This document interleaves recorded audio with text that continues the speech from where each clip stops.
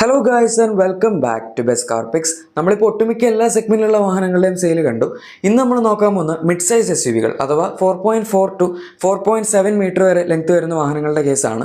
എന്തായാലും ജാനുവരി 1 എന്ന് പറയുമ്പം ഒരു വർഷത്തിന് സ്റ്റാർട്ടിംഗ് ആണ്. അതുകൊണ്ട് തന്നെ നമുക്ക് നോക്കാം ഈ വാഹനങ്ങളുടെയൊക്കെ അവസ്ഥ എന്താണെന്ന്. ഇവിടെ ഇപ്പോൾ 10th പൊസിഷനിൽ നിൽക്കുന്ന വാഹനം നമ്മുടെ Citroenൻ്റെ C5 എയർക്രോസ് ആണ്. ഈ വാഹനത്തിൻ്റെ സെയിൽ വലിയൊരു സർപ്രൈസ് ആയിരിക്കില്ല ചിലപ്പോൾ അധികം ആൾക്കാർക്കും. കഴിഞ്ഞ മാസം ജസ്റ്റ് എന്ന് പറയുമ്പം സെയിലൊന്നും ഇതിന് കിട്ടിയിട്ടില്ല, 0 യൂണിറ്റ്സ് എന്ന സെയിലാണ് കിട്ടിയിരിക്കുന്നത്.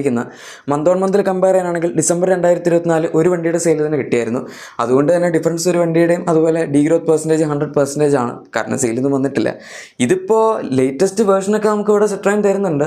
ഏറ്റവും ലേറ്റസ്റ്റ് ഫേസ് ലിഫ്റ്റിലാണ് ഇപ്പോൾ ഈ വണ്ടി ഇവിടെ ഇറങ്ങിക്കൊണ്ടിരിക്കുന്നത്. പക്ഷെ എന്നാൽ പോലും ഹൈ പ്രൈസും പിന്നെ ആ ഒരു പ്രൈസ് പോയിന്റ് വെച്ച് നോക്കുമ്പോൾ ഫീച്ചേഴ്സിൻ്റെയൊക്കെ ലാക്കിങ്ങും കാരണമായിരിക്കാം അധികം ഈ വാഹനം അങ്ങനെ പ്രിഫർ ചെയ്യുന്നില്ല. പക്ഷേ കംഫർട്ട് വൈസ്, യാത്രാസുഖം, എല്ലാ സാധനങ്ങളിലും ഈ വണ്ടി വളരെ നല്ലതാണ്.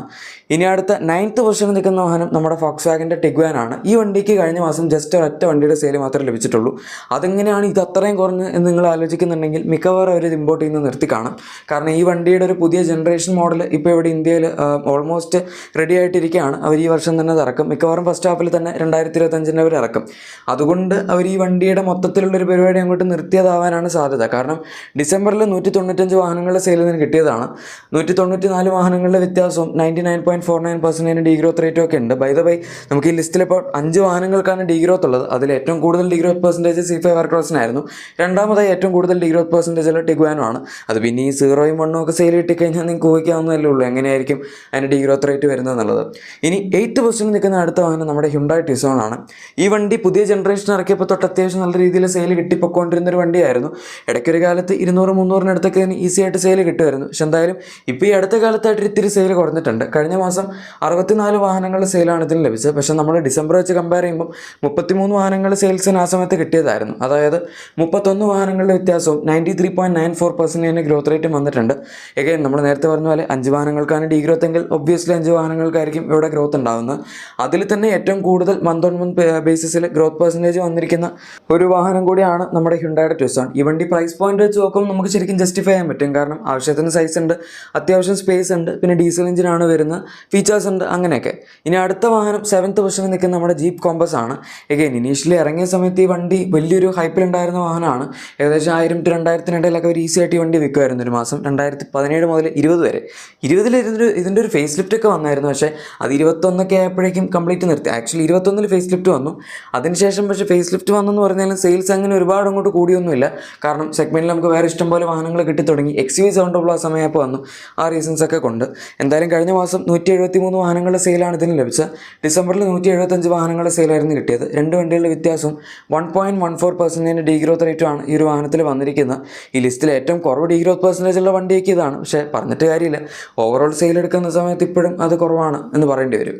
ഇനി അടുത്ത 6th പൊസിഷനിൽ നിൽക്കുന്ന വാഹനം നമ്മുടെ MGയുടെ ഹെക്ടർ പ്ലസ് രണ്ടിൻ്റെയും കമ്പൈൻഡ് സെയിലാണ്. ഇതിന് രണ്ടിനും കൂടെ കഴിഞ്ഞ മാസം 449 വാഹനങ്ങളുടെ സെയിലാണ് ലഭിച്ചത്. പക്ഷേ ഡിസംബറിൽ വളരെ കൂടുതലായിരുന്നു.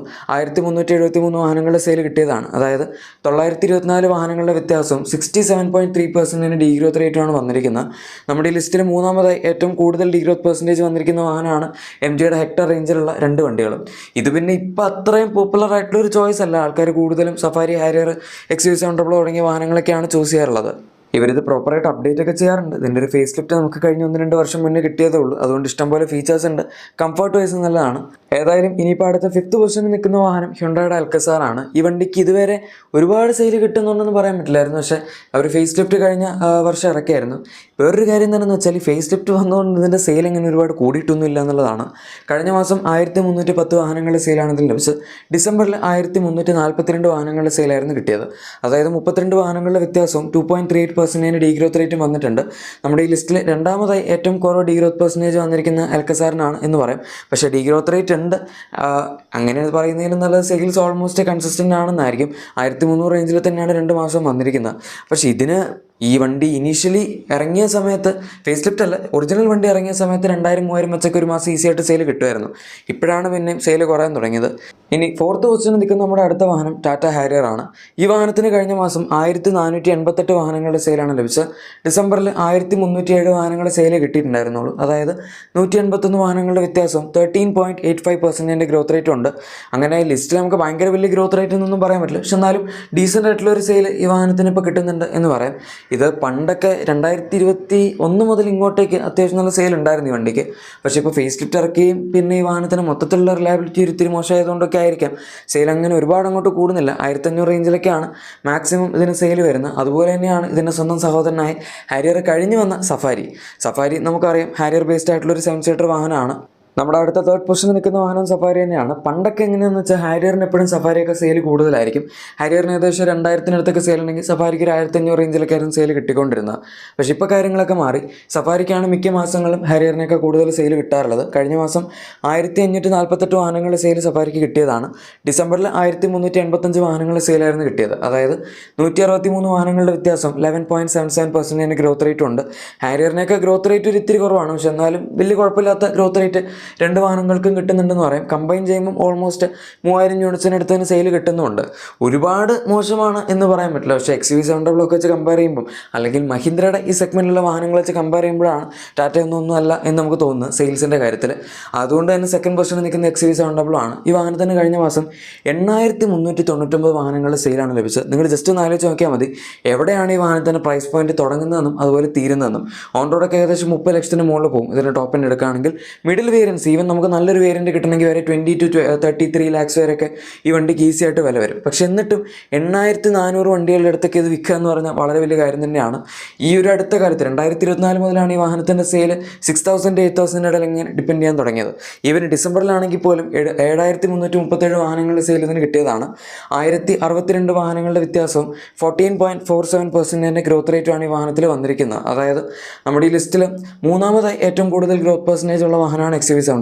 ഫസ്റ്റ് പൊസിഷനിൽ നിൽക്കുന്ന വാഹനത്തിൻ്റെ കാര്യം ഞാൻ തന്നെ പറഞ്ഞു മടുത്തു. സ്കോർപിയോ N സീരീസ് ആണ്. സ്കോർപിയോ N ക്ലാസിക്കും, അതായത് സ്കോർപിയോ സീരീസിൻ്റെ കമ്പൈൻഡ് സെയിലാണ് ഇവർ പറയുന്നത്.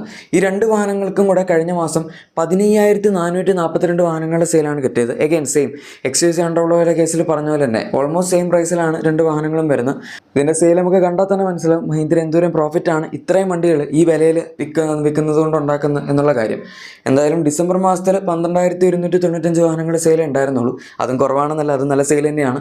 3247 വാഹനങ്ങളുടെ വ്യത്യാസവും 26.63% ഗ്രോത്ത് റേറ്റുമാണ് വന്നിരിക്കുന്നത്. അതായത് നമ്മുടെ ഈ ലിസ്റ്റിൽ 2000 കഴിഞ്ഞ പിന്നെ രണ്ടാമതായി ഏറ്റവും കൂടുതൽ ഗ്രോത്ത് പെർസെൻറ്റേജ് വന്നിരിക്കുന്ന വാഹനം കൂടിയാണ് സ്കോർപിയോ ക്ലാസിക്കും അതുപോലെ എൻ്റെയും കമ്പൈൻഡ് സെയിൽ. ഇതാണ് നമുക്ക് കഴിഞ്ഞ മാസം ഏറ്റവും കൂടുതൽ വിറ്റുപോയ അബോവ് 4 മീറ്റർ അല്ലെങ്കിൽ മിഡ് സൈസ് SUVസിൻ്റെ കേസ് പറയാൻ പറ്റുന്ന. ഫുൾ സൈസ് SUVസിൻ്റെ വീഡിയോ നിങ്ങൾക്ക് വേണമെന്നുണ്ടെങ്കിൽ നമുക്ക് ചെയ്യാം. എന്തായാലും നിങ്ങളുടെ എക്സിസ്റ്റിംഗ് വാഹനത്തിന് ചെറിയ ആക്സസറീസോ ക്ലീനിങ് പ്രൊഡക്ട്സോ ഒക്കെ വേണമെന്നുണ്ടെങ്കിൽ തീർച്ചയായും നമ്മുടെ ഡിസ്ക്രിപ്ഷൻ അല്ലെങ്കിൽ പ്രൊഡക്ട്സ് ടാഗ് ചെക്കൗട്ട് ചെയ്യുക. അവിടെ നിങ്ങൾക്കെല്ലാം ലഭിക്കും. വീഡിയോ ഇഷ്ടപ്പെട്ടെങ്കിൽ മറക്കാതെ തന്നെ ലൈക്കും സബ്സ്ക്രൈബും ഷെയറും കൂടെ ചെയ്തേക്കാം. മറ്റൊരു വീഡിയോയിൽ കാണാം. Thank you for watching my video and good bye.